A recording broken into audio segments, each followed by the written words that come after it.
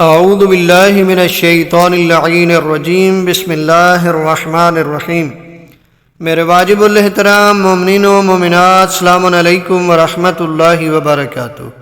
مومنین کرام، ماہ رجب المرجب کی 27ویں رات بڑی بابرکت رات ہے۔ اہل ایمان اور اہل اسلام کے لیے، دونوں کے لیے ہی بابرکت رات ہے۔ اس کا ایک خاص نام لیلۃ المبعث ہے۔ برادران اسلام کے ہاں لیلۃ المعراج ہے، اہل ایمان کے نزدیک لیلۃ المبعث ہے، یعنی جس کی صبح سرکار رسالت مآب کو مبعوث برسالت کیا گیا۔ بڑی ہی بابرکت رات ہے۔ اس کی برکت کو اگر دیکھنا ہو تو اس روایت میں آپ دیکھ سکتے ہیں، مصباح میں شیخ نے امام ابو جعفر جواد علیہ السلام سے نقل کیا ہے، فرمایا کہ ماہ رجب میں ایک رات ہے کہ وہ ان سب چیزوں سے بہتر ہے جن پر سورج چمکتا ہے، اور وہ 27ویں رجب کی رات ہے کہ جس کی صبح رسول اعظم صلی اللہ علیہ وآلہ وسلم مبعوث برسالت ہوئے۔ فرمایا ہمارے پیروکاروں میں جو اس رات عمل کرے گا تو اس کو 60 سال کے عمل کا ثواب حاصل ہوگا۔ ابھی کہتے ہیں میں نے عرض کیا کہ اس رات کا عمل کیا ہے؟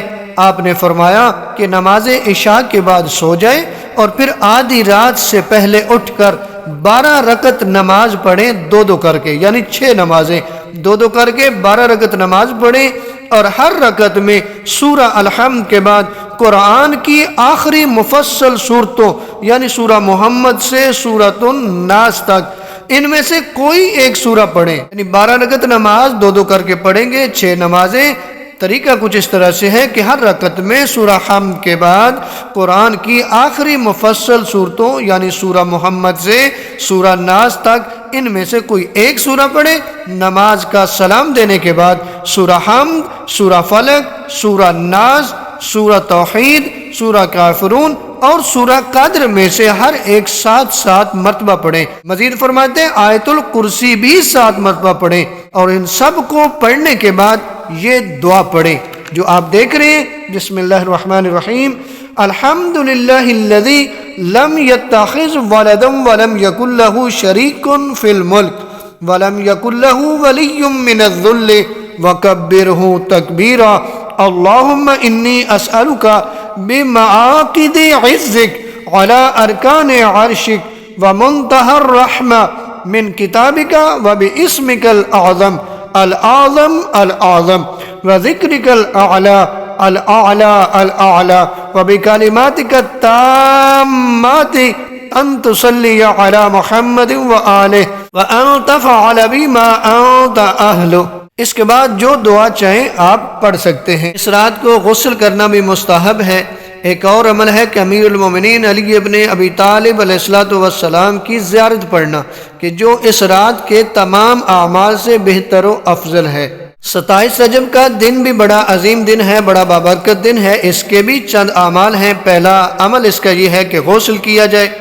دوسرا عمل ہے روزہ رکھا جائے، اور روزے کا ثواب سن لیں، یہ دن سال بھر میں ان 4 دنوں میں سے ایک ہے کہ جن میں روزہ رکھنے کی ایک خاص امتیازی شان ہے، اور فرماتے ہیں کہ اس دن کا روزہ 70 سال کے روزے کا ثواب رکھتا ہے۔